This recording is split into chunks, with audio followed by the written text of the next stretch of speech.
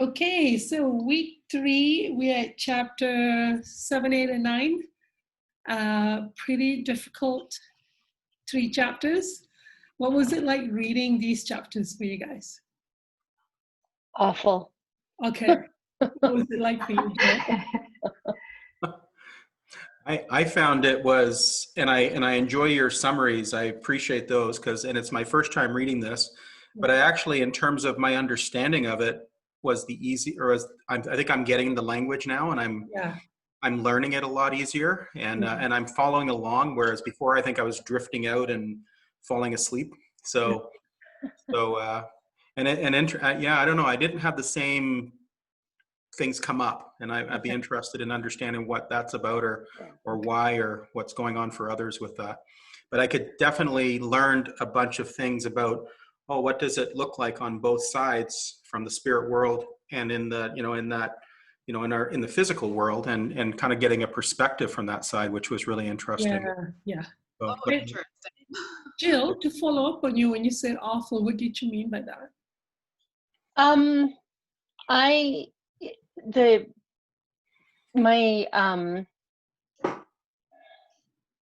My whole sort of the language, I wasn't understanding it, I wasn't comprehending it, I wasn't absorbing it, none of it. And it brought up a lot of old childhood, I'm not smart enough, that kind of thing. Yeah, so it brought that up, which was good. I've been kind of slowly working through that, so it was good. And then lots of fear, lots of anger.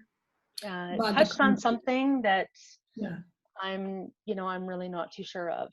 So I'm gonna have to go back and revisit them, because I powered through them. I'm like, no, I'm gonna get through them. I'm just gonna get through them, and that's it. And then but I have to go back to them, so to try and absorb it. I have to minimally read them 20 times. Each group, minimally 20 times of going back over and over and over. But Karen's prayer worked for me. I pray, please help me understand. And it's almost like suddenly some kind of veil got lifted, and I'm going, did I just understand that chapter just by reading it once? What just happened? So it's getting easier. The prayer works.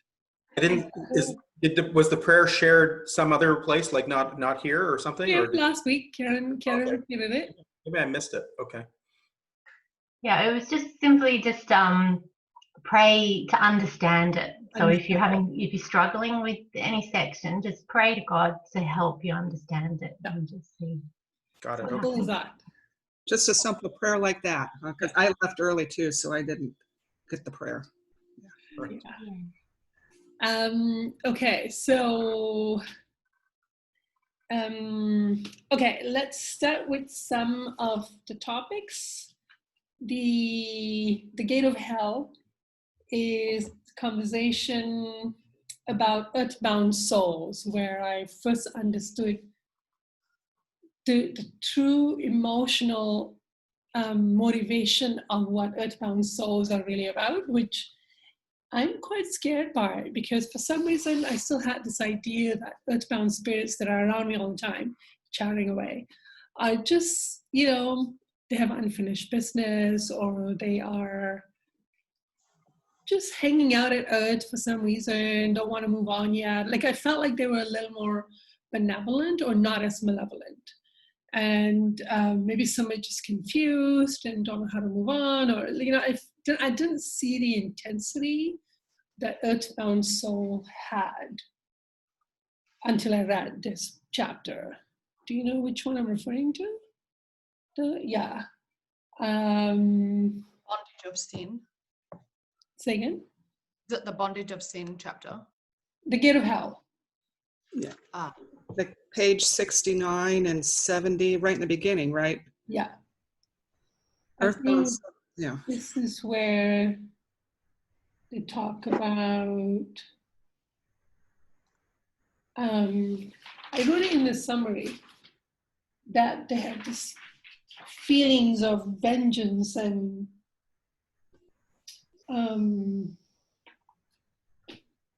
what was, I'll read my summary.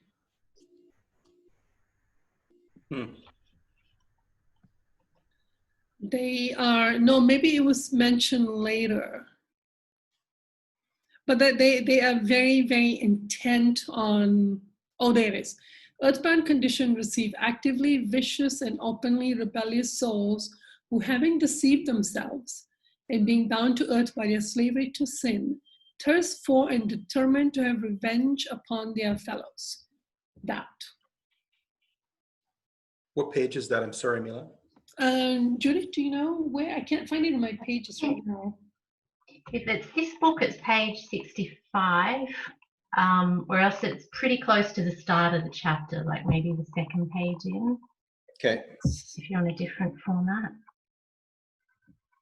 You know, that language kind of rings a lot in it because that's the only. I think it's right at the top of 70. Oh, sorry, hang on. No, on the The other page where it says 69. On the digital one.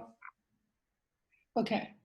Yeah, and the digital one, interesting that I can't find it. I just can't see it. So crazy. Okay. Yeah. Oh, there it is. See, I've been looking at it. Okay, yeah, it is in the top of the second page. Starting whichever word chapter 7 starts at, when you go to the next page of it. Yeah. And others, yeah. So how did that sit with you when you read that? When you start to understand what earthbound souls are about? I guess I was asking the question with that is more like I'm trying to understand that distinction, right? Because there's earthbound souls that get, Jesus has said that when people pass, they pass in the same condition as when they were on earth. And so if you have a lot of addictions, or if you've got, a lot of anger or unresolved emotions, then that's what you're going to become, right? So it's almost like they're in ignorance because they're still kind of operating the same way.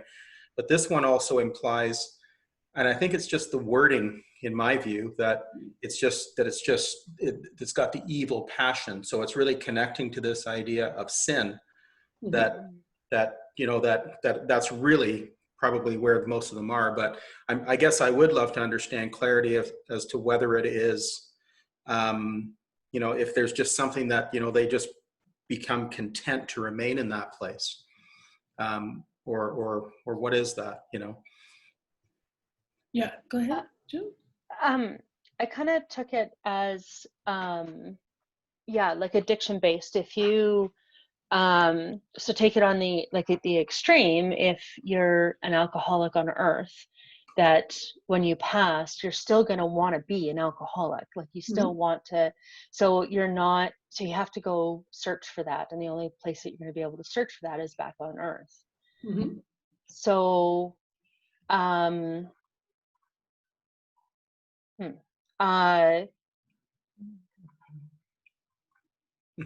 yeah, that's kind of just. You haven't given up your addictions. It's any addiction that you have. If in order to get those addictions met, you have to have them met somewhere, and that's where that bound. Right, you find that bond on earth. And if you continue to not want to give up those addictions, then you're just going to be content there. Yeah. Maybe a little frustrated, but you're going to be content there. Or as long as there are victims who are willing to meet your addiction. As long as there's victims to meet your addiction. There's no victims, but maybe we're equal participant. I think this is what the question is. It's like people on earth who are engaging in addictions are enabling spirits, because the spirits, so if everyone stopped drinking alcohol, for example, now the spirits who are alcoholic have no choice but to start feeling that they're not getting their addiction met, and so now they're going to have to stop or start grieving it, start tantruming, like the process begins.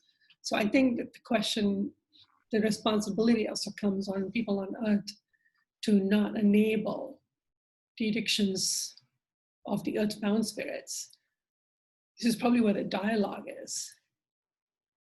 Mm-hmm.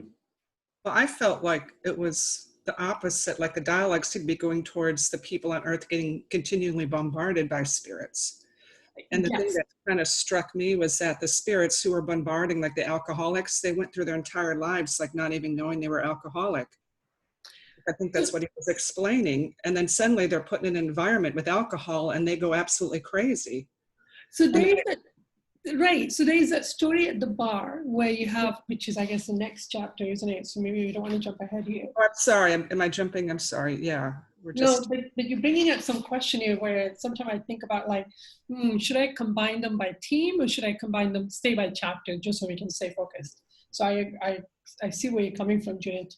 There is their helplessness that we experience who are still on physical form to be bombarded by earthbound spirits, for sure, who start to influence us, who start to influence. So for example, I'm a child and there's spirits who influenced my parents into getting together and having children, because then we will be groomed into accepting sexual abuse and then start influencing pedophiles to target me. So, like there's so much movement happening to target victims. And then now I'm a victim of it and then not allowed to process my emotions. So now I'm holding on to my rage and here goes another generation of rage. And if I hadn't started healing it, my children would have become open to being sexually abused. So there is that sense of victimization of people who are on earth. But then, I don't know, this is where my dilemma is, I guess. This is where I'm going, well, yes, we are helpless in some ways, but are we really? Because there's a conversation here about the two conditions required that open us to being influenced by earthbound spirits, which is, and I couldn't understand at first. Interesting. And the moral weakness and indecision? I think that's one. Yeah. And then physical location is second, right, Karen? Mm-hmm. Yeah. Okay. Sorry, say that again. Like it was moral and indecision or doubt. That's one. Yeah. And the second is physical location. Physical location. Yeah. Okay. Well, yeah, like if you see it says its second condition is to inveigle the tempted one into the charmed circle of its deadly influence. So that's talking about, like at the bar, if you go to a bar, it's you're more easily influenced there because of the spirits that are attracted to that. So if you put yourself in locations that aren't very loving locations, you're more easily influenced by earthbound spirits. Yeah, you talk about that location issue, about the commonality of it and the location, as well as the mediumship session. It's like, it's like something about what's around us at the time. Right. So the responsibility we carry is the moral weakness or indecisiveness that we have that opens us up, and then and also not putting ourselves in like not going to locations that we know aren't loving locations. Because the more spirits that are there, and it's like, I like the example of the study table. Like that table kind of like absorb that emotion or that intention, that when you sit here, like if you notice for yourself, if you always have a particular room you go to do your reflection, to do your emotional processing, you just have to walk in there and you're in, right? It gets easier and easier every time to saturate it. Yeah, this sympathetic saturation, he said.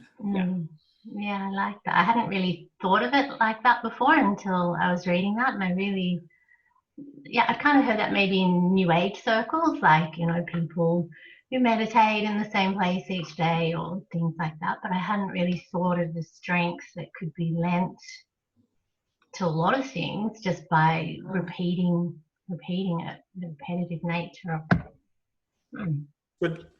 Any other?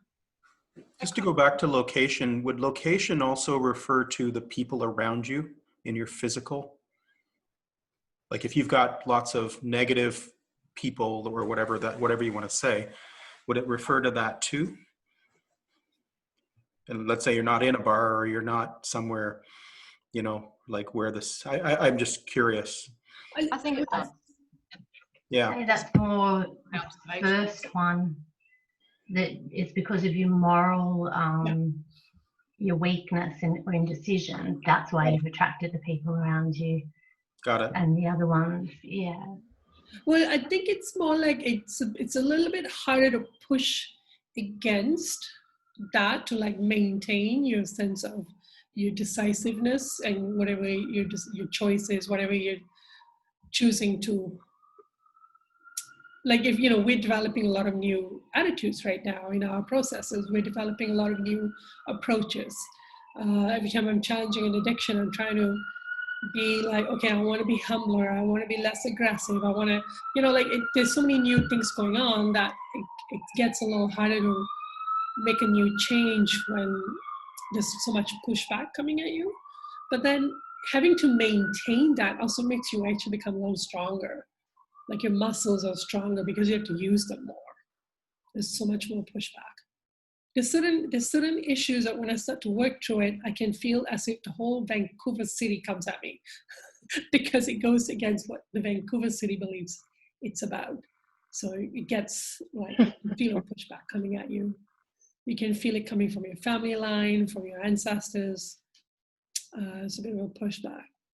Even just your environment as a kid growing up, you don't get a choice in that. And, right. You know, sometimes your parents might be into alcohol or something, and so therefore there's going to be spirits there that are going to be influencing you in that way, or, you know, because of their attachment to your parents. Like it brings up a little bit for me because I grew up in a pub. My parents were publicans, and so there was alcohol around me everywhere when I was a kid, and men, you know, barflies they used to call them, because they were there every day.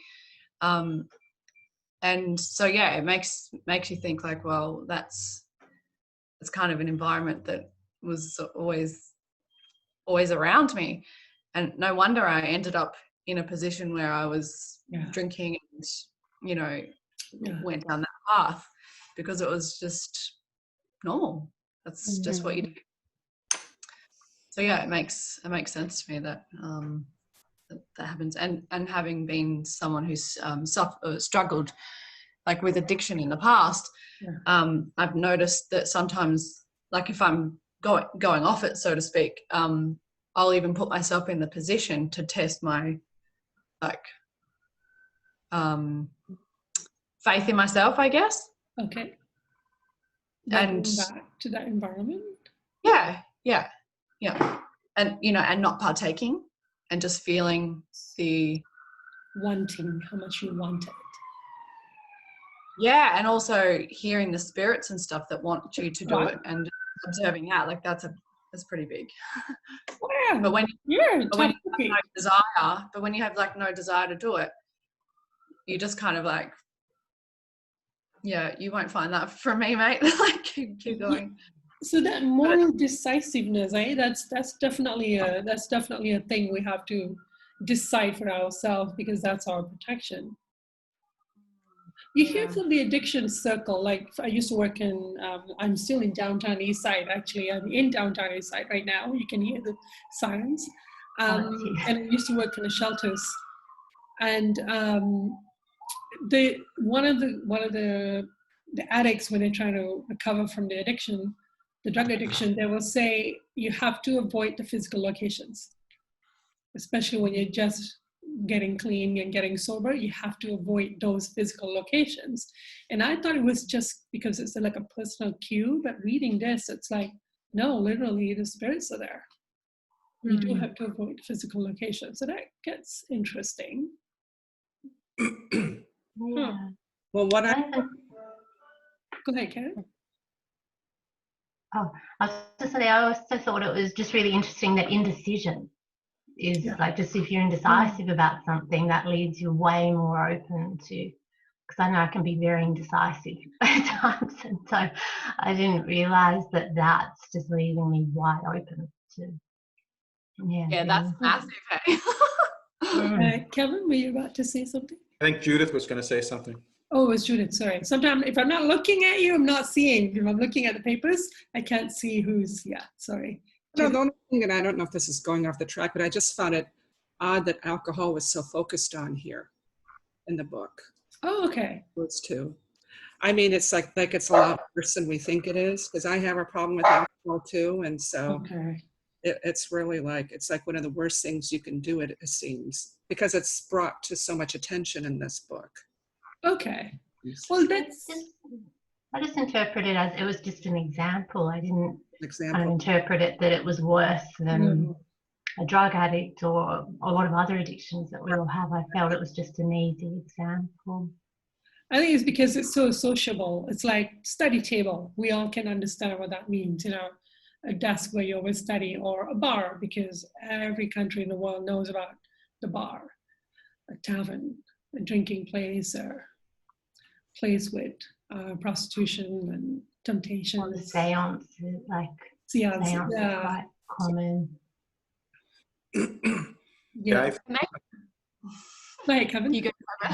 So I was just going to say what I'm noticing for myself right now. What's coming up a lot is I notice in my sleep state, like I'm starting to connect to some of it, and I'm noticing how busy it is and how confusing it is often when I wake up, and I kind of, it does seem like there's just some really crazy stuff going on there. And I get little pieces of it where, but I connect to that, to probably the things that I'm dealing with the moral indecision, like, those kind of things. Those are the things that I'm looking at, but I feel that I'm noticing it in the sleep state, which is strong for me right now. I haven't figured out yet what to do with it, because I just feel like I just sit there and go, okay, what do I do? But that's a good conversation to have with your guides. That's a good question to have. Yes. In what way am I morally indecisive? Because you got to discover that you even are indecisive. And in what way am I already decisive? Because it gives me a reference point. Like I take a piece of paper and I write down my questions ahead of time, and then I start asking. So give me an example at a time when I am morally decisive. What does that feel like? And then you get an answer, and you know what it means. And then give me an example when I am indecisive. And then you may get memories, vision, images, something, and then you can start to compare. And then it's always driven by fears, I feel. Like if like for me, I am afraid to be openly outspoken about my ideas on conception and pregnancies. At this point, at least, I will say to any patient who walk in the door, if the conversation come up, I will come out and say, life begins at conception, so please be careful with the type of birth control you're using and all of that, the ideas. I can at least say it now, but I'm still not outspoken on, say, Facebook. So, there's like this, my addiction for approval is bigger, my addiction for survival, I may lose my license and be attacked by women, and whatever, all the fears are still bigger. So I'm kind of going, is that a moral indecisiveness? Is that an example? What do you guys think? What are examples that you think what it means? That's a pretty good example that you used, because I've definitely gone down that road and received a lot of attack as a backlash from that. Yeah. So it's like, do you want to be attacked or not? That's kind of a pretty big decision to make. Yeah. I don't know. It's yucky. Indecisiveness. What examples can you come up with that you think what it means? What does it mean to be indecisive? I notice for myself, and that I will be indirect with people.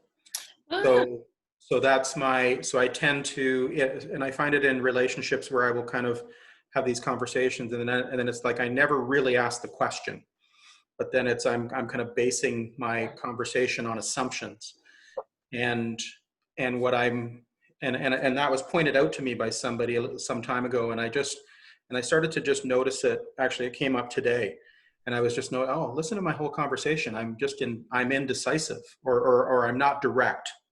You know, Okay. I'm not directly asking a question, or I'm not directly focused, or I'm not. So it's actually happening here too. Yeah, for sure. Thank you. Kind of going, where is Kevin getting I know. that Thank right you. now? So, I'll come back in a second. but what is driving that then? Is it that you don't want to come out and take a stand because then that means that you've taken a position and now somebody can attack you for it? I think it's close to that for sure. It's you know, my dad always used to be a debater, right? And I don't want to get into story, but it's just that, you know, we would always just try to look at all sides of an argument. So there's a part of me sometimes that's afraid to say, hey, I really love this or whatever it is. Like it challenges to just Okay, kind of. so being open to hearing all sides of the issue before coming to a conclusion is a good thing. So I think we need to understand more about what moral indecisiveness means. I think there's something that we need to understand. What does that even mean? Yeah, So Judith. like not looking at the big picture. Like I was thinking about the alcohol use, and it's like, yeah, I'm going to go with my friends and drink alcohol, but I'm not looking at the big picture of who's around me, the spirits, or are we going to drink and drive? You know, all that stuff. All I want to do is just get intoxicated and run away. Okay, I like that. I like that. We don't want to see the true consequence, the true price for what we want. That could be an issue of morality for sure. Mm-hmm. Okay. Same thing with not speaking out. It's like you're so afraid of attack, you don't think of the big picture of just not saying something. Yeah. Especially when it comes to a person's life, because I'm in the same position. I wrote a story about abortion, and I'm still afraid to get it out there. Yeah. And I have fear, well, it's just not written good, you know, it's all these excuses, but just based on the fear of, you know, which is my fear overwhelms the fact that it could be helping millions of people. Mm-hmm. But basically, in a way, my fear of being attacked is more than my love of children dying. Mm-hmm. Exactly. In fact, it's like, oh, okay, that's a pretty. But then I am clear that any termination of pregnancy is the death of a child. I'm very clear about that. So that to me is like, okay, I'm clear about that issue. But then the indecisiveness is about speaking up, probably. Yeah, there's a lot to think about it. Yeah, and sorry, I was just going to say, just to add to that is, and how to, like, indecisive of how to help, like where do you even begin to, you know, like I've written an article on it as well. And although it is public, it's just I haven't shared it with anybody outside of a few people. But like, where do you even begin to help with something like that? But then not trying to do something, anything, is a way of saying, well, I'm just going to sit here and wait and hopefully I'll figure it out and I'll think. So that's kind of like a passivity. It becomes like you're kind of being passive and just kind of going, well, I don't know what's the right thing to do. And what if I do it this way? But then some bad outcomes may happen out of this one. Maybe something else will happen out of that other choice. So now we're kind of vacillating, if that's the right word. Yeah. And I use lots of excuses too. Like I sit there and go, well, I'm not an expert and I'm not certified and I'm not. And it's like anybody who wants to, you know, say that, oh, well, you're wrong in what you think. It's like, well, I have nothing to back that up. Like I have no research or anything to back that up. So it keeps me in this passive field of, I'm just going to sit here and wait. That makes you open to then being either, like for me, I'll be open to being threatened, blackmailed, bribed by spirits, just go the other way. Laura, you were going to say? Yeah, I was going to say it's a sin of omission, isn't it? Right. Us not standing up for truth and making a stand to stop immoral behavior. And so it's a sort of our relationship to, well, actually accepting, and it does talk about that in this chapter as well. I think it's this chapter. Mm-hmm. Yeah, it is. Yeah, of how we don't even view that at this current point. Well, no. I know I don't, and I know the assistance group Jesus and Mary talked about it quite a lot, and it's throughout the whole lot, and we still don't really see the severity of sin the way that we probably should be looking at it. So what are some of our justification or confusion, doubt, reluctancy around the sin of omission? What are some of yours? Like mine is, well, there are 2,000 things that needs to be done and said, and am I responsible for not doing all of them? Is my justification in my head. Going, but there's so many things I could be not doing right now, and I gotta sleep sometimes, and is that kind of like, that's my kind of excuses that I make for my sin of omission. Is like, but there's so many, I could be judged for anything that I didn't do, and that's mine. What are some of yours? I think like there's a lot of honoring fear instead, and having that as a hierarchy of what we give more importance to rather than loving. And I'm starting to see the difference when you start to sort of crack that open a little bit, and your compulsion is a bit different, or like it, instead of being afraid to say something, you'll just hear it come out of your mouth, and there it is. Like I'm starting to see what making soul change looks like in that regard. Because you've released your fear about it, or because you made a decision so that even though you feel fear, you'll still do it?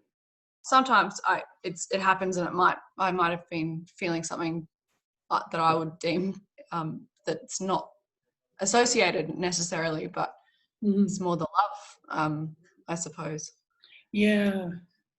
But the reluctance but I still feel that in a lot of ways as well with a lot of topics, and being able to voice and articulate what it is that you feel. Sometimes that can feel overwhelming as well, and you end up kind of going, don't know what to do. But that's like what's really driving that.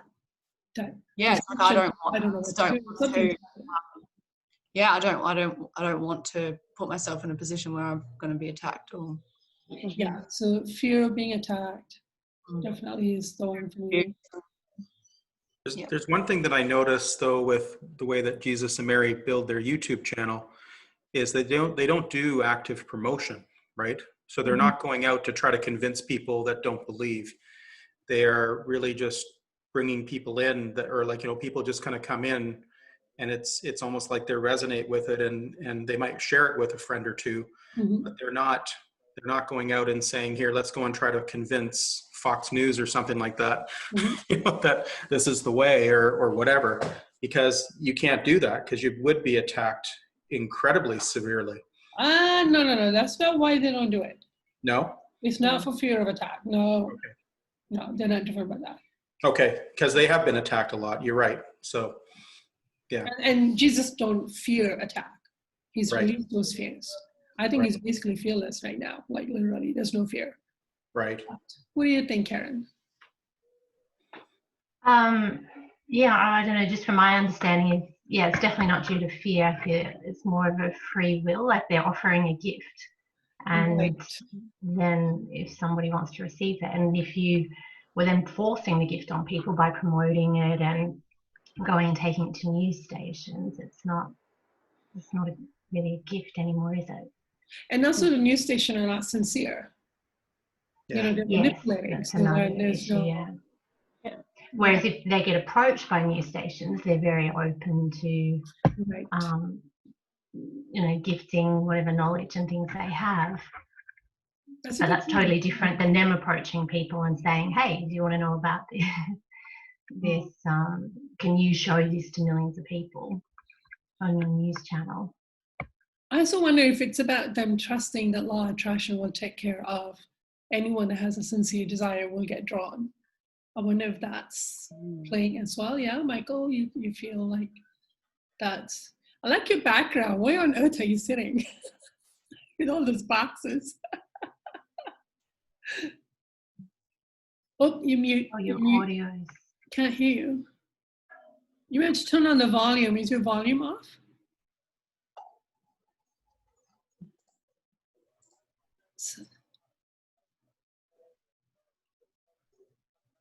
Sometimes, yeah, no, I can't hear you. Sorry, Michael.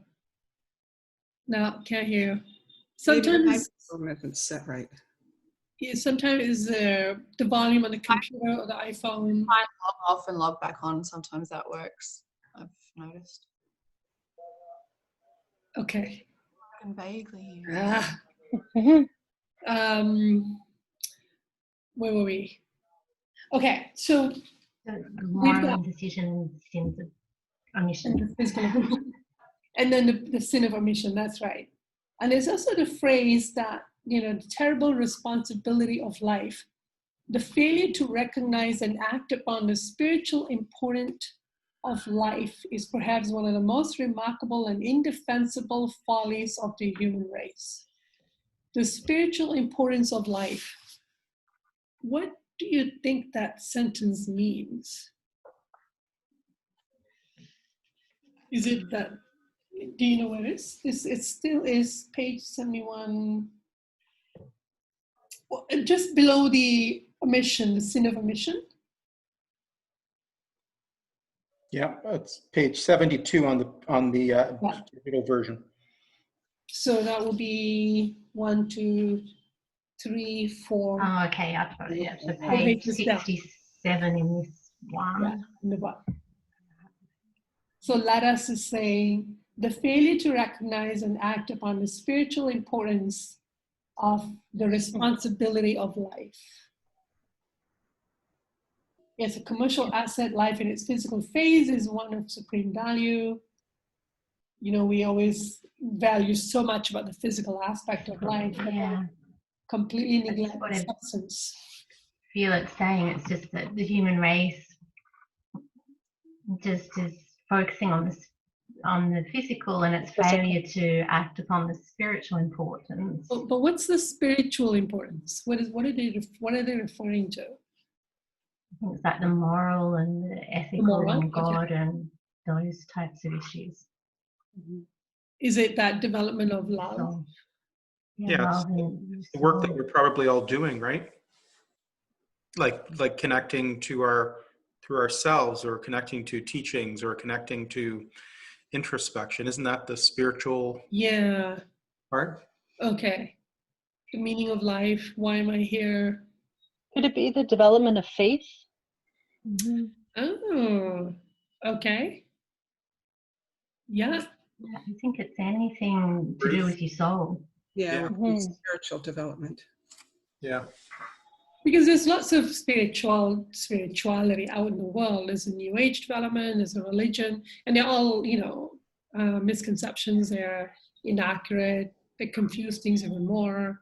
They have inaccuracies such as once you die, just, you're either born again and reincarnate, or Jesus gonna wait for you and take you in and off you go to heaven. And there's so many lies. So you're like, well, people are pursuing spirituality, but it's incorrect.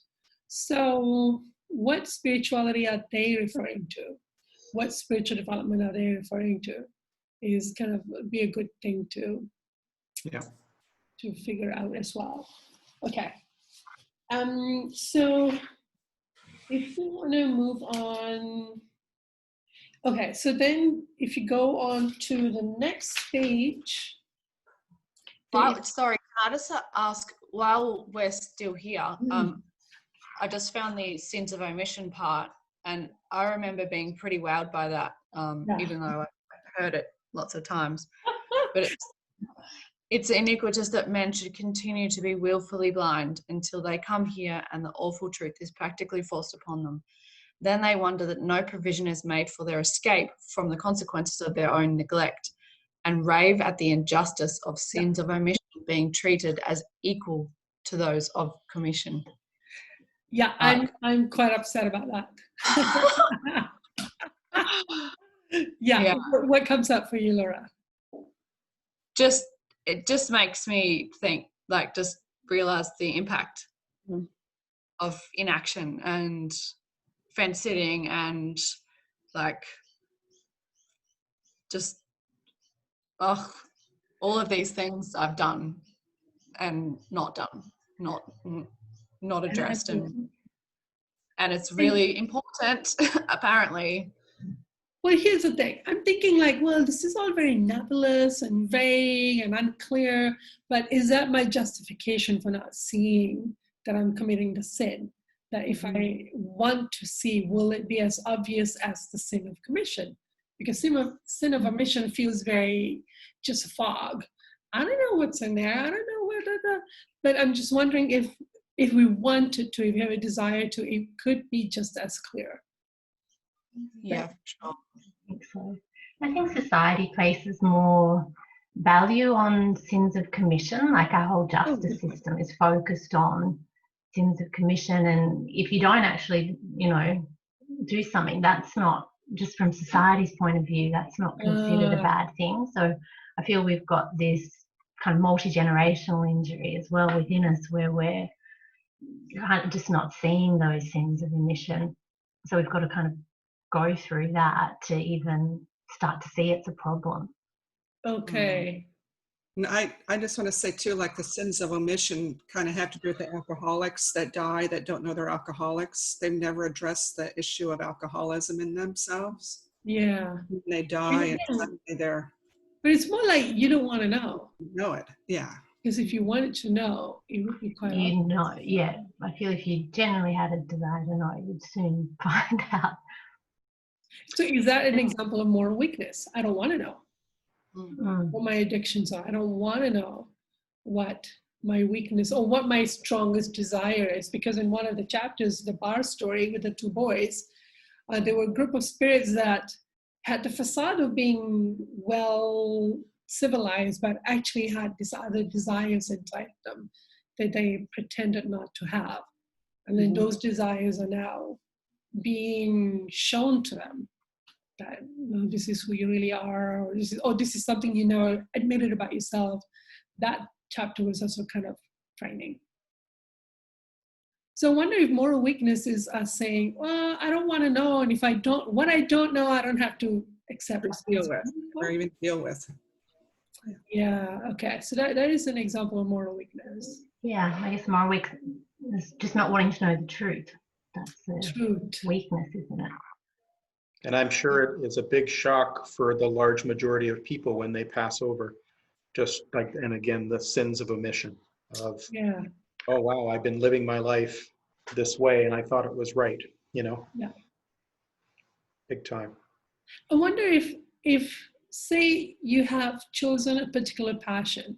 I'm really passionate, like I have a friend who's very passionate about creating homes for LGBTQ orphans in Africa. So he's picked a path, he's doing something about it. So therefore you're so invested in doing one thing, you can't do all the other things. And I guess you picked something. So now the sin of omission doesn't apply to him?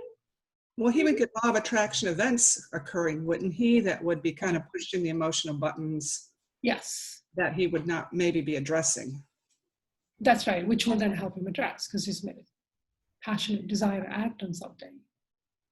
Okay. I feel like how now you have this idea that the sin of omission is that you should, anything you have an idea that's good, that you should be doing, that you should be doing all of it. And if you're not doing all of it, then you're being...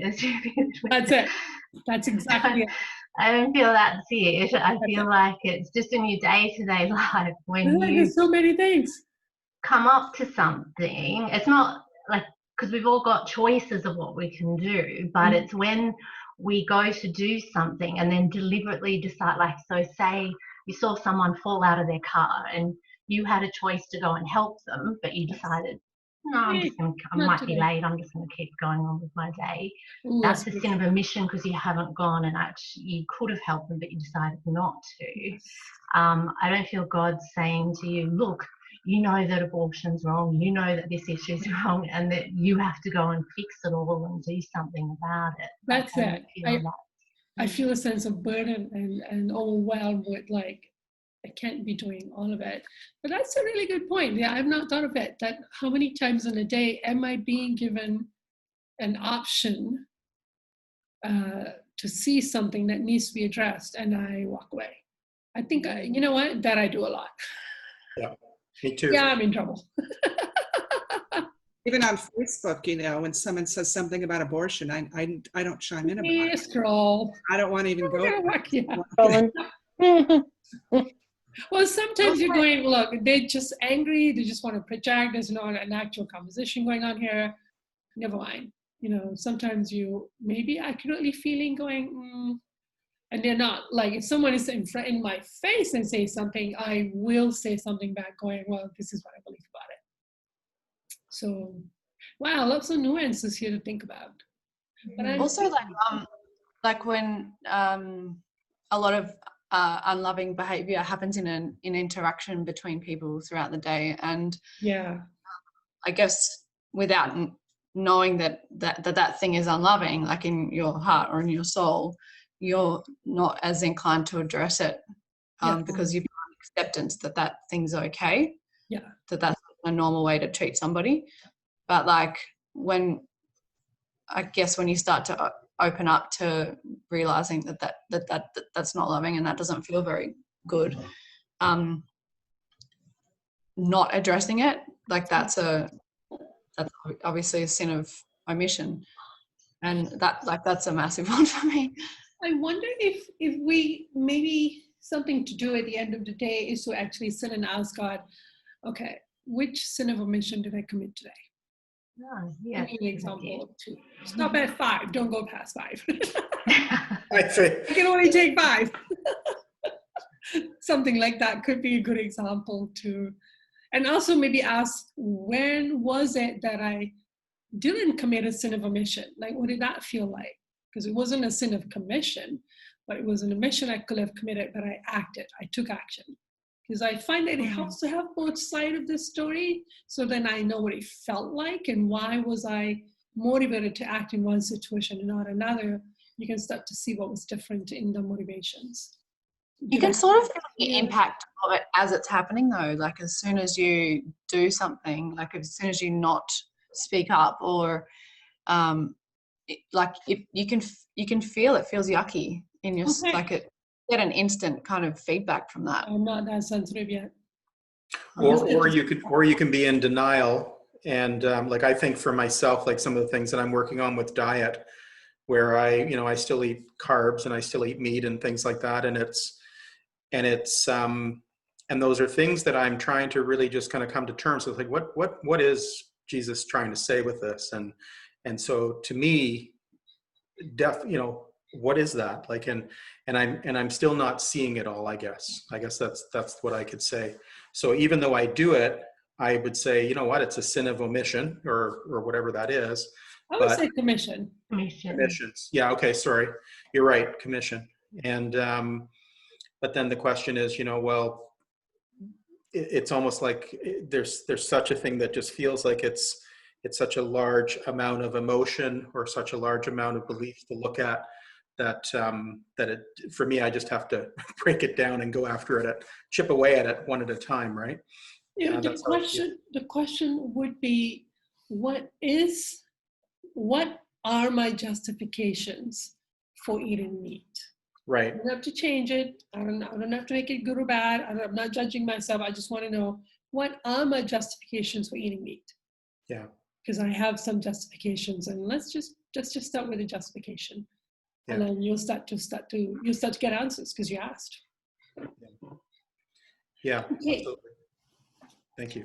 So let's move on. Oh, and then talking about sleep state, sometimes when I go to sleep, I'll make a plan. I will say, okay, tonight when I go to sleep, I want to have a conversation about this topic. I want to understand more about this law. I want to speak to my guide about this topic. And those nights, I would say I will wake up feeling pretty alert and pretty like, I think I figured something out in the middle of the night. I seem to have some kind of an answer. Or sometimes you can even say, I would like to process this emotion in my sleep state. Mm-hmm. And I think something happens in it. And speaking of that, towards the end of chapter 7, a page before, there's this conversation about the festering pollution of civilization that creates sin in the people, that attracts earthbound spirits. But this conversation about sleep state, that you do know what is going on in you. Oh no, sorry, that conversation is on page 77 of the PDF. So that would be 1, 2, 3, 4 pages before the end. Is this the same chapter that we were on? Yeah. Chapter 7. So, and is it after the talk about the person that didn't realize they passed? Yeah. After that or during that? I think like the guy that no, just before that. Just before the discussion of the person that didn't know them. Yes. Well, could you start this the paragraph again, please? So Laura, I think it's 72 at the bottom of 72. The sleep state then makes every being conversant with the truth. Yes. Whether it's remembered in the waking state or not. Is that what you mean, Harmony? Yes. There's changes that arises before discontinuity of life grows so naturally out of that which has gone before. Changes do of necessity take place, but they're only such as doffing a physical garment and assuming a spiritual, which is so much better adapted to the new surrounding. And even this is not new, as in the sleep state, every soul has been accustomed to the daily change. But that is not remembered on the other side. It might and ought to be so remembered. They keep saying that all these things that we're talking about here, that we say, oh, I didn't know. Well, they're saying, no, in your sleep state, you do. You know all these laws. You know all these consequences. You know what death is. You know what spirit life is really about.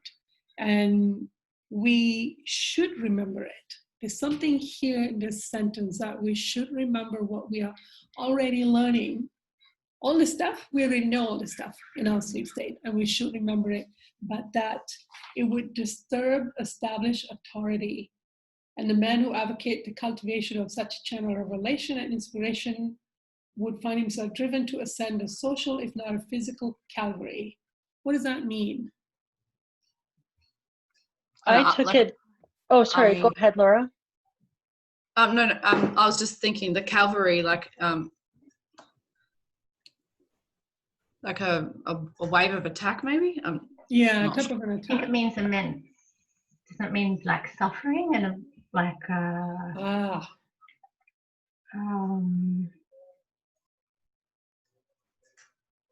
Yeah, like a mental suffering and like. Remember, I did look it up and wrote it down. I remember that word. Okay, Michael just sent me a text. Calvary is where Jesus was crucified. Yeah, that's one meaning. And then I think another meaning is it's like an extreme mental suffering.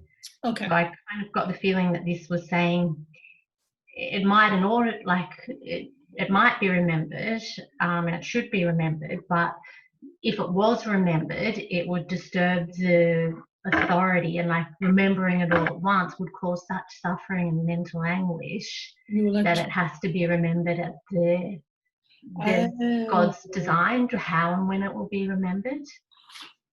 Oh, right. It'll be some people, if you have a desire to remember it, you'd be more likely to remember it. But some people, probably what they're doing in their sleep state is so sinful, and to suddenly remember it all at once would cause just shocking.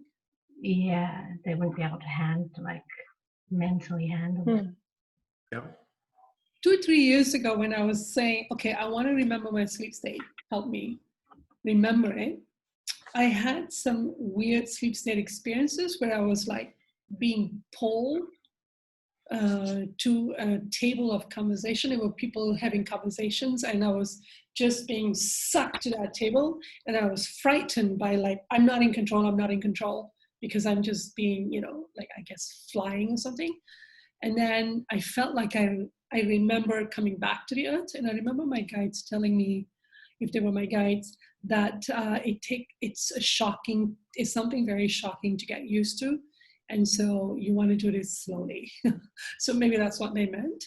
But then this idea that we already know all these things in our sleep state, and it is on us to want to remember. It feels like some kind of a responsibility that we should accept. And that we're makes you wonder why. Sorry. So again, Laura? It makes you wonder why it's so difficult if we already know it to be true. Yes. Why then in this physical existence is that so hard to come to terms with? Well, one thing is what Karen said is that maybe we will remember some of the things we're doing that is going to be like, oh my God, I've been doing what in my sleep state? I think, yeah, it's to do with the facade. I think if we've got a strong facade here, it's just not present in the sleep state, and we're just doing things that we probably would never do on earth because that facade's been dropped. And so whenever we're invested in the facade, I feel we're going to be resistant to remembering what we're doing. So we don't want to know. Again, it's a choice of I don't want to know. Well, we want to believe it's rosier than it is. Yeah, I want to believe things are going great there when it may be quite, I don't know, because sometimes I try to remember things in my sleep state. It's been very traumatic. Oh, really? For you? So is it like what? Sorry, Kevin. Like traumatic, as in if you feel just being like attacked or being like sexually attacked or different things where I've been chased and just. Okay. Yeah, I've woken up a few times going, I think I was being sexually assaulted in my sleep state. Okay. Okay. Something? Go ahead, Judith. Oh, well, I was going to say, my sleep state, I've been realizing that I'm doing all these tasks and I don't realize I'm sleeping. Like, why am I doing this? I don't have to do this stuff. Oh, your to-do list. Yeah. Just different things that I realize I'm doing that I'm like, then I wake up and go, why was I doing that stuff when I'm sleeping? Okay. It's not like it's like I'm in a different location and just in a different building and stuff, but. Maybe you are like, so Jesus mentioned sometimes, especially when we have strong dominating addiction, that we then go dominate somebody else, cloak somebody else on the other side of the planet and start taking over what they're doing. Some of us, which I won't be surprised if I'm one of those. Oof. Kevin, you had a comment. Yeah, I was gonna just distinguish between, I think, what Karen said and what you were saying, and just to kind of clarify my understanding of it is that when they said that the things that are not remembered would disturb us, I'm interpreting that is that our soul on the other side does not necessarily know the truth. No. But we would, if we could see the harm we're doing, that's like, it's the soul in the wounded state that it's referring to, is it not? Like it's not that we are coming at it from a place of knowing positive things on the other side about our soul. It could be that. I feel you could know really positive things that you don't yet want to know in your awake state. Okay. So it could be both. That's why you don't want to know. It could be both. Yeah, it could be both. Okay. I'm okay. But this paragraph, I think, is referring more specifically to the negative things in the book. There's also we don't want to stop sitting. We don't want to drop it. We don't want to, there's something about you have to drop the arms of rebellion. But then there was also, speaking of that, there were some messages in Paget messages where I think James Paget was being told, if you spend too much time here in the spirit world, in beautiful places, you may not want to go back. Mm-hmm. So if you do remember the positive things, and you will go, why on earth am I on earth? I'd rather be over there. So that could be another motivation. I don't want to remember how beautiful it was, and I was hanging out with people I miss and loved, and then I don't want to stay on earth anymore. So it's probably who you're hanging around with on the other side too. Because if you are talking, giving intent to talk to your guides or guardians or celestial spirits or something like that, then you probably having a different conversation than if you're caught in the middle of something dysfunctional, right? Or so are you saying, can you clarify, Kevin? I'm just weighing it for myself of understanding both the positive element of it and the negative influence of it. So it's just, if I've given intent, let's say before I go to bed, that I want some clarity about something from my guides, then if that communication goes through and it's working, then I'm getting that clarity that's coming from a benevolent side, or from a positive side. Yeah. But if on the other hand I'm going to bed and I've just been drinking, or I've been stuck in some sort of an addiction or something like that, I could go the other way. That's right. Your desire drives it. And right now we may not want to know our real desire are. Like, we don't want to stop sinning. So we don't want to know what we're really doing, because then the shock of it will make you go, oh my God, I got to stop doing this thing I'm doing. Yeah. Could also be driving. Because there's something about you having to decide, like that story about the two boys, that let us say that I think that's the last chapter. Let us say that the young man he must first come to himself and discover how he has sinned, and then he will find 1,000 hands outstretched to lift him up. It's like the second paragraph in chapter 9. Mm-hmm. Yeah. Like how can, he made his choice, he cut himself adrift from assistance. He would have cried for help if his religion was real. He could have asked for help in the bar before he got cloaked by the alcoholic. But now, because there's a careless indifference, we cannot help him at present. He must first come to himself and discover how he has sinned. So somehow we have the responsibility to decide, I'm sinning, how have I sinned? He didn't think how he was sinning, so he didn't ask for help, and he's a religious man. He didn't think what he was doing was even wrong. But you could feel from the story he wanted it. He did. He wanted to go and taste the other side, and people seem to be having fun, and I want it. Like, you could tell from the story, right? Yeah. Yeah. So that line is kind of disturbing me a little bit, of like, we have to first decide, I think I'm sinning here, I need help, and then decide to stop. And then I think the law of compensation kicks in, based on the book. Did you guys read that part? That the law of compensation kicks in after you stop sinning? I didn't interpret it that way. I felt it starts immediately from when you start sinning. But there was a distinction between I thought it was interesting. It was in both kind of chapters 7 and 9 about the law of cause and effect and the punishment that's for earthbound souls compared to when they go into. But there is a conversation in that part too about the law of compensation. Even though you get the immediate pain of sin, just so you can see cause and effect, but the full payment of the sin begins. Do you see? When you get to the spirit world, because it says, so it's on the bottom of page 68 in this book, which is,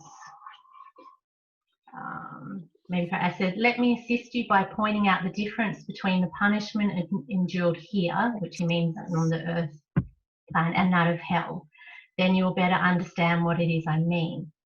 It is possible that the punishment of the present may be equal to that the soul will experience there, meaning hell, but this is simply an effect immediately resulting from an act at the instant of its performance, that cause and effect may be clearly traced and the mad career stopped. So I felt that was really interesting, in that it was saying that for the earthbound souls, there's this extra element of cause and effect, that whatever the punishment is yes, to try and awaken them to go, this is that kind of like what was happening with Afrad's dad, the spirit attached to yes, him. It was a direct effect, yeah. so he could directly see, this is how I've sinned. Right. And then same with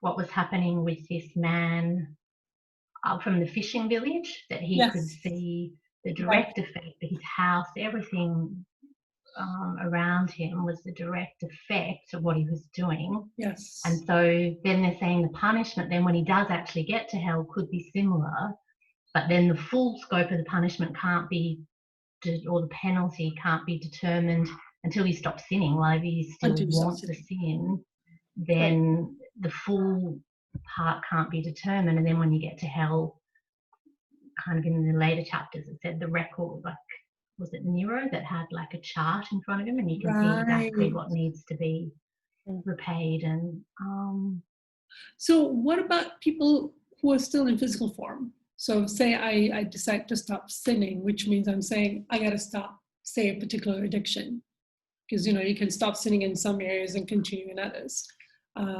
So is that when law of compensation then kicks in for me while I'm still in physical condition? Because I can pay it off while I'm still alive. You would start realizing things, wouldn't you, of what you've done wrong and seeing the effects of them. Yeah. Like I have a friend that I drink with all the time, and I stop drinking and I start to be humble about that. And I think, oh my God, I'm seeing her getting dementia now. Oh. And that's like, because all these years we've been drinking together. What hand did I have in that? So that would be like me opening up my mind to an effect that I didn't see before. That's isn't like the addiction an effect of sin? Like it's you should go and work out why you were. So the law of compensations on sin. Okay. Itself. Yeah. Okay. You've got to have the awakening too, and then you've got to go through all of that. Okay. Process. But I feel the law of compensation acts immediate. It's just my understanding. Could be wrong. I feel it just acts immediately as soon as you even have like a thought. Yes. It starts to act, but the full scope of it, it'll just, until you stop the sin, the conversation's just going to get bigger and bigger. So we don't know the scope of it. You're owning it the whole time until you remove the cause of the sin. But then the discharge or the process of experiencing the compensation can happen when you stop sinning, because now you can start paying for it, probably is what it means. Because you got to experience the pain of what you've earned. You're humble, aren't you, to kind of see what you've done. When you stop sinning, then you're humble to seeing the effects of it. Yeah. Right? And if you were sensitive at the soul level, you would feel as soon as you sinned, and that's the compensation. The yucky feeling. But most of us aren't sensitive to that and just keep merrily sinning. Yeah. Okay. So that's part of compensation that you. Yes. Okay, some really good questions here that we're clarifying. Okay, I mean, it's not we're clarifying the question. We got to first kind of identify what are our questions, what are our confusions, and then we open our souls to receive, because questions are meaning that you're opening your soul to receive some answers. So it's kind of good to clarify what is it exactly we're asking. What is it we're not even clear about here?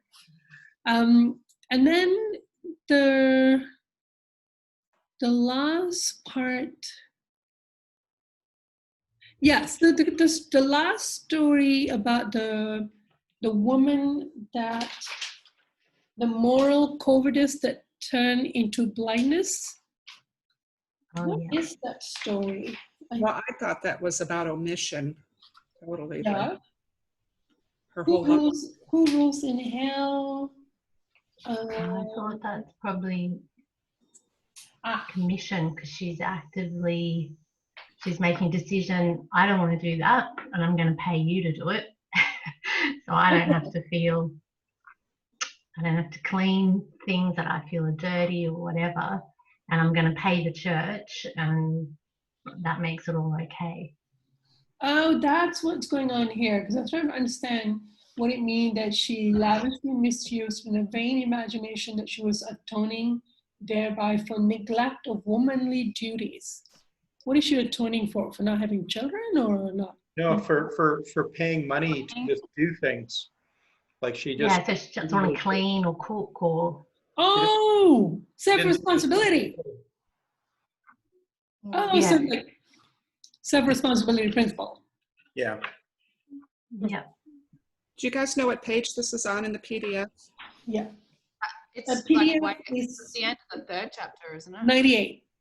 Okay. 98, sorry, yes. We're trying to understand. Because that story kind of freaked me out, frankly. That's where it freaked you out?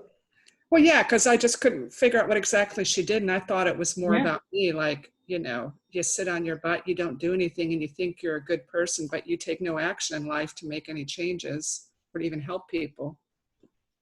Yeah. And you're basically in fear, and you don't address it, and then you die, and you're in a place where no one can actually help you. Right. So if I'm interpreting it correctly. Yeah.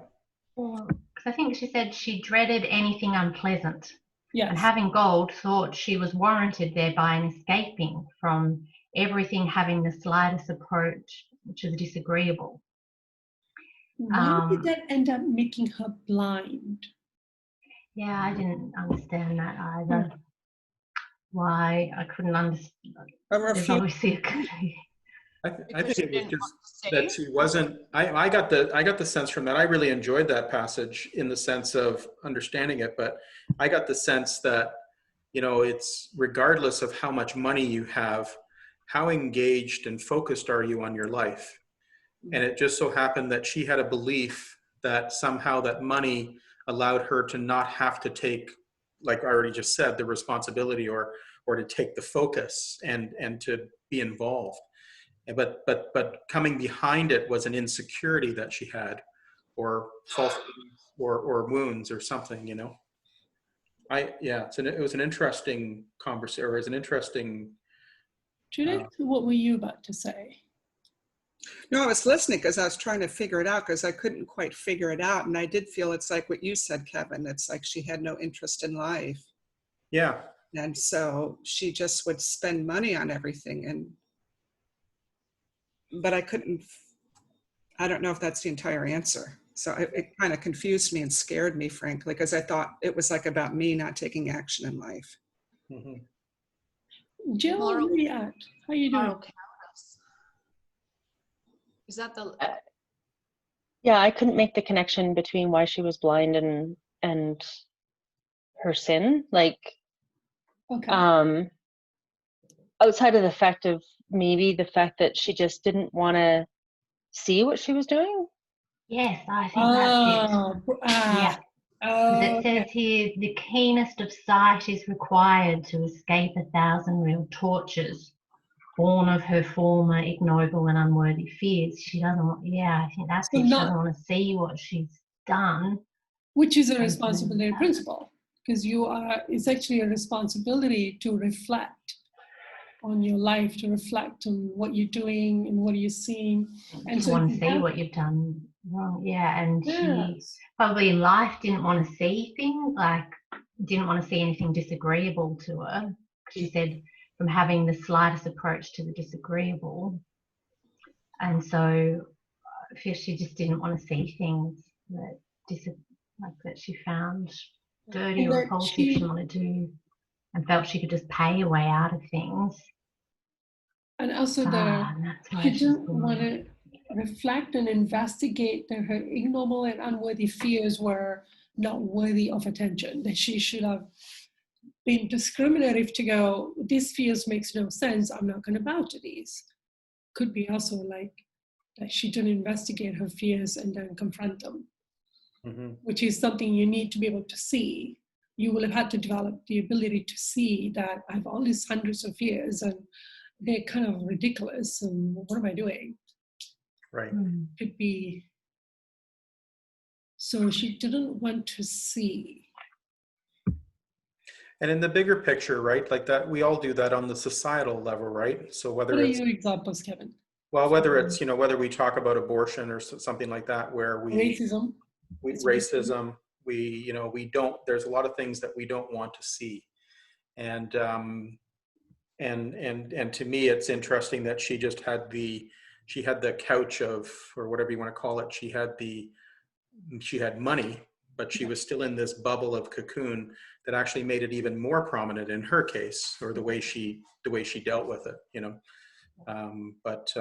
yeah, it's fascinating.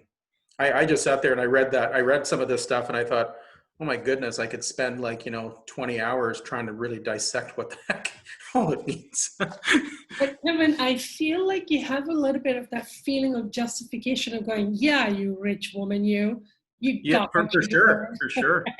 There's some anger there to look at. Okay. Yeah, for sure. Yeah. But what, and we have this feeling of like, oh, they deserve it. Those bad rich people deserve to go to hell. Yeah. Some kind of feeling there. Did it? Well, like that, she spends money, like, for example, me giving money to Matthew for his orphans in Africa, but without any emotion behind it. Oh. And what does that think about? Yeah. Oh, sometimes we do it in order to avoid guilt. Yeah, I don't want to feel guilty. And so you give it to them. I'm thinking, well, my God, this woman could have spent her whole life doing that. Yeah. You never wanted to look at the poor people because they were, or even think about it because it was disagreeable. But yes, so an avoidance of emotion. Yeah. And then responsibility principle. Yeah. It's interesting that the paragraph that disturbs you, if you let it disturb you, there was some paragraphs that were really disturbing me last week. And then by the weekend, I started to feel, I don't think I'm a really nice person. I think I'm a pretty terrible person. Like something started to agitate me going, yeah, I don't think I'm a good person. There's something wrong here. So it's kind of like an awakening to sin. And now I don't remember which paragraph was so disturbing anymore, but the effect has happened. Like something has started to tremble in my soul to go, I think I'm a pretty terrible person. I have a lot of demands I need to wake up to.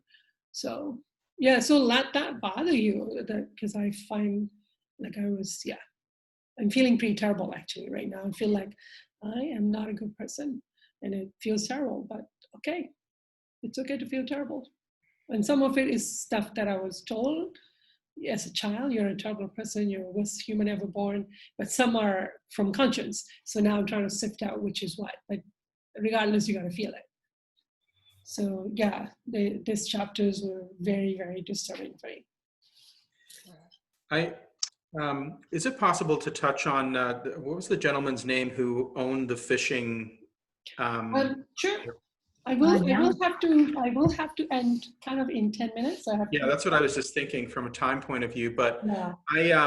I was trying to understand that because I kind of got the sense that this gentleman built his wealth in his lifetime, and then he went on to the other side, but was still living in this same place. Can you explain? I also had similar questions. Yeah. I didn't understand that. So he started in the village, like down the bottom of the village, and then, as it's saying, as people then thought they were better than other people, they started to build better houses higher up the hill, and his was the biggest and most grandest house at the top of the hill. And so now that he's passed, he's imprisoned in this house, the same house that he built, and everything in it's reminding him of every single thing he's done unloving to other people. And I found it quite disturbing that there was like 1,000 gibbering ghosts or something constantly, right, like jabbering at him all the things he's done wrong. So that's where he's earthbound, and he's confined to that until he has some form of repentance, at which place then he'll go to hell. At this point in the story, he's not done, right? He still wants revenge. He's still going, yeah. And I felt this chapter, it was showing those 4 examples. It was showing this person who was earthbound and unrepentant. Then it showed the person that was earthbound and became repentant and the help that was available. That was beautiful. And then it showed the person in hell, like that lady we were just talking about with the moral cowardice, and then was showing kind of Nero, one of the who'd done a lot of sin on earth, and how terrible then that place is. And it was, I feel, just trying to give a summary of what type of things can happen after you pass. Okay. And to clarify, did it with that man? And because I think I want to reread what you've just said, because I feel that there's just parts of it that I didn't understand how those 4 stories kind of told 4 different stories, which I think is fantastic. But I'm just wondering, that man never became repentant in this scenario. Not yet.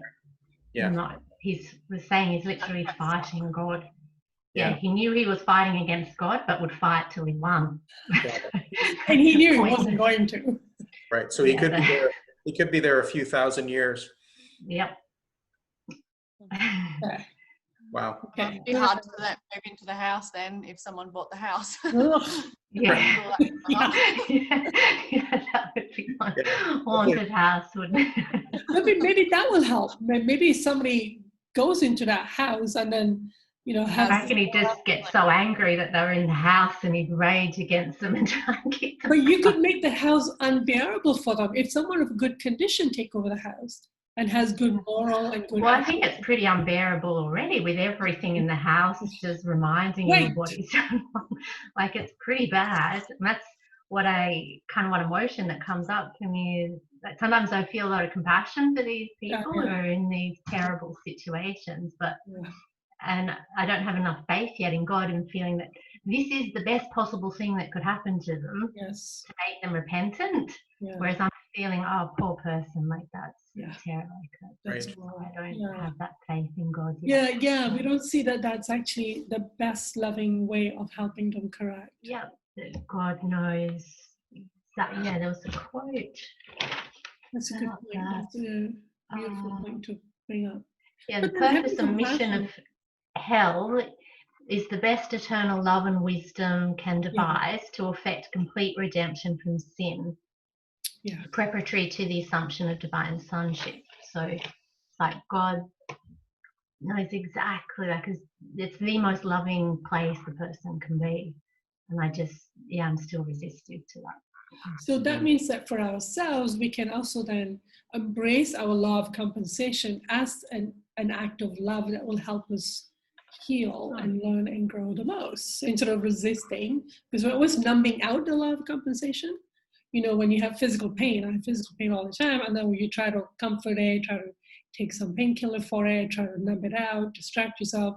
We're avoiding our law of compensation, when actually, if we could have faith that the law of compensation is actually loving, then we would embrace the pain and allow it to really change us and heal us, if we had that faith, right? Yeah, for sure. Wow, these 3 chapters were difficult. So I'm kind of right now feeling, I survived. Okay, this one is done. I Every thought week is like, oh my God, help me endure. Help me persist and stick to it. So the next 3 chapters are 10, 11, 12. I feel like we could just pick one chapter and pick that apart. Yeah. We, totally missed a whole chapter. Is that a consensus? No, we're here forever, but that's okay. I can just keep going week after week. Yeah, I feel it'd be much better to slow it down. Because we completely skipped chapter 8. We're trying to cover a lot. Especially these 3 chapters have a lot in them, I feel. But that's up to everyone. So would you there's so much about God and that God is good, and that the system that has been created is to lovingly correct us. And I feel like that was a pretty massive point of the whole demonstration. So next week, which chapter do you like us to go back to? Chapter 8? 7, 8, 9. 7, 8, 9. So do you want to go back and redo chapter 8 or 9, or should we just do chapter 10 next week, and stick to one chapter at a time? I'm happy with that, but which one do you want to start with? Because I think 8, it had like the prayer, like the mother's prayer, how it protected. Oh, I love that we prayer. didn't get to talk about I love that. that prayer. Okay, so let's do chapter 8 next week. How's that? We'll slow down and read it. And chapter 8, yeah, and we can maybe, if there were any other points in chapter 9. Oh no, then we're going to do 9 the week after. Oh, okay. That's what I'm saying. We're going to start doing it chapter by chapter, week by week. Okay. And if we don't need spent quite a bit of time on chapter 7, didn't we? I'm in. I like hanging around with you guys, so I'm good. Okay. So I like chapter by chapter. That's a great idea. Thank you. Okay, because it's all about how long we want to keep tracking this, but we are learning a lot. Missed having you. I know. Any thoughts? Yeah. Oh, we can't hear you, Laura. So, okay, chapter 8 next week, and then we'll do chapter 9 the week after, one by one. Is that good? Thank you. Yeah. Okay. Have a good